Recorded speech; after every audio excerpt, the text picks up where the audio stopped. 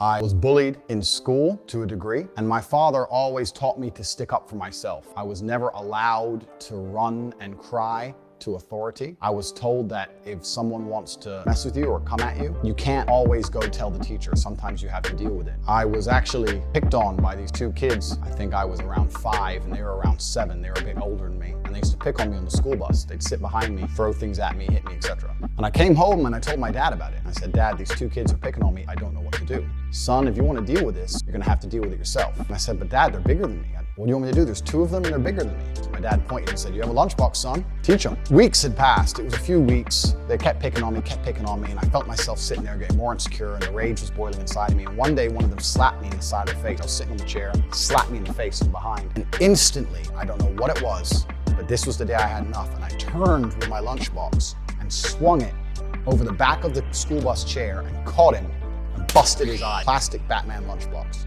Hit him in the eye, and blood started squirting everywhere. All the children started screaming.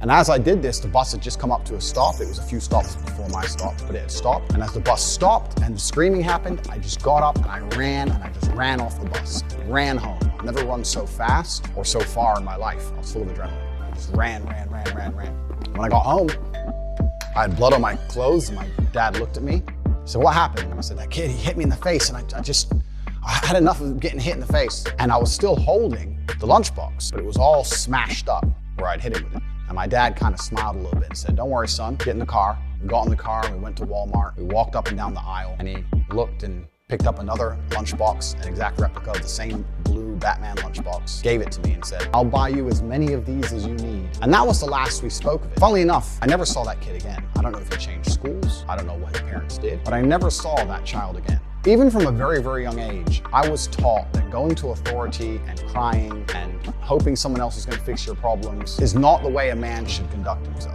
When I left Chicago, I moved to Luton, England, which was multiple times voted the worst town in England. It's a high crime rate. It's a very bad area. My mother and father broke up, so I was in a single mother household. And now I'm a person of color in a single mother household. I'm also the only American at the time in Luton. And I had, again, repeat problems in school. I was picked on for being the only American. I was picked on for not knowing things I should have known because I hadn't been through the English educational system. I'd been through the American educational system. And I had trouble in school again, but I stuck up for myself. Fortunately, nothing got violent at any point. But when people made fun of me, I stood up and said, "Listen, don't make fun of me. I'm from a different place and I talk differently." And I always understood that standing up for yourself, I never went to the teacher, I never cried to anybody else. I just stood up for myself. And over time, people learned respect for me and my boundaries, and they were very respectful of me. And I had a very positive experience from then on out in school by simply standing up for myself, because this is how I was taught to act. In high school, I ended up having a reputation of a guy that nobody really messed with. I certainly wasn't a bully. Absolutely the opposite. No one really picked on me.